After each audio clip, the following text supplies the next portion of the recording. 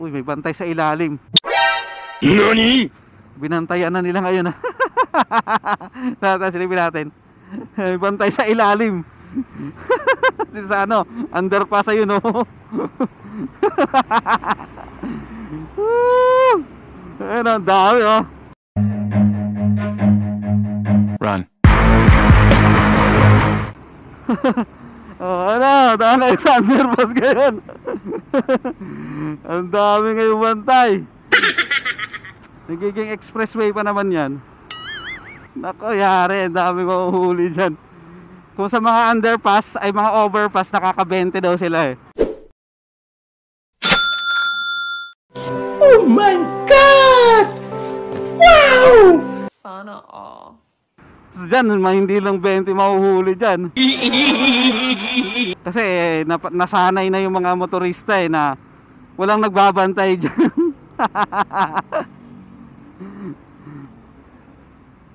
Masalo ngayon, anong oras na oh, hindi rush hour oh. Akalain nila wala nang bantay kasi alam talaga ng marami na dumadaan dito sa EDSA na nagbabantay lang sila tuwing umaga.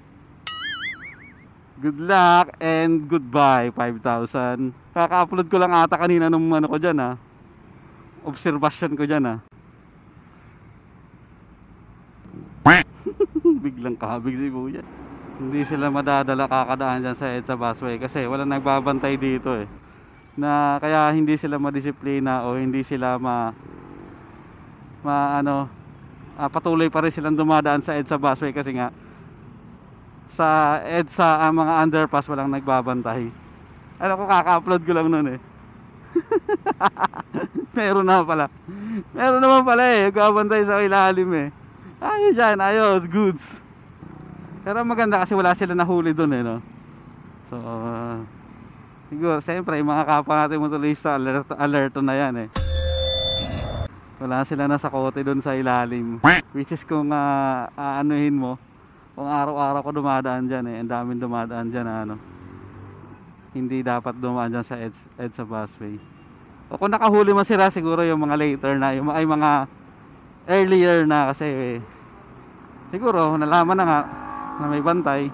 Sa araw-araw ko na daan, hindi naman siguro sabihin natin araw-araw, totoo naman na halos araw-araw ko dumadaan dito sa EDSA. Ngayon lang ako nakakita na nagbantay sa ilalim na saik. Ngayon lang, as in ngayon lang ah. Kasi usually nakikita ko naman talaga sila dito underpass saka dun sa paakyat lang ng main ave. Wala talaga sa underpass nagbabantay. Unlike dati sa MMDA may nagbabantay talaga dyan kabilaan. So ngayon lang ako nakakita na nagbantay dyan ngayon. Kaya nakakagulat lang. So kasi dumadaan ako dito umaga, madaling araw, tanghali, gabi, hapon. Kaya halos napapansin ko din yan na walang nagbabantay dyan.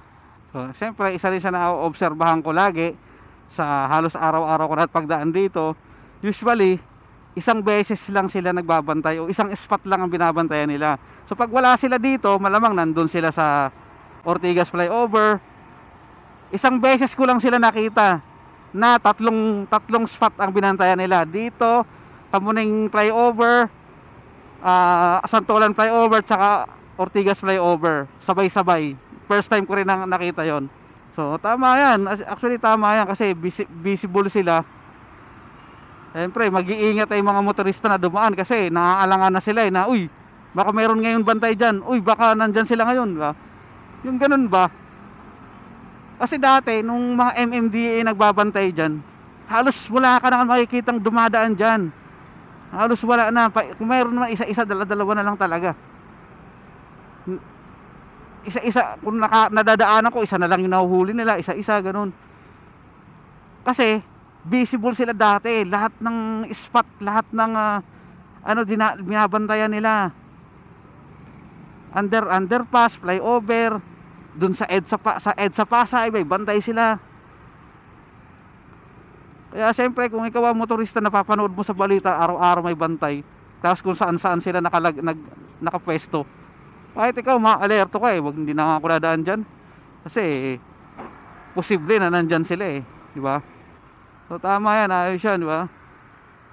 Maganda, pero wala pa rin tayo nakikita ng ano no, motor nila na panghabol para sa dun sa mga nagtatangkang tumakas o tumakbo o takbuhan yung huhuli nila.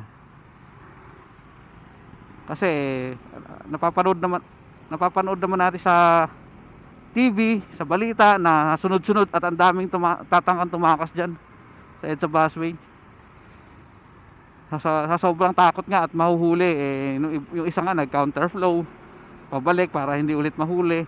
Yun pala may una na siyang violation na huli sa EDSA busway.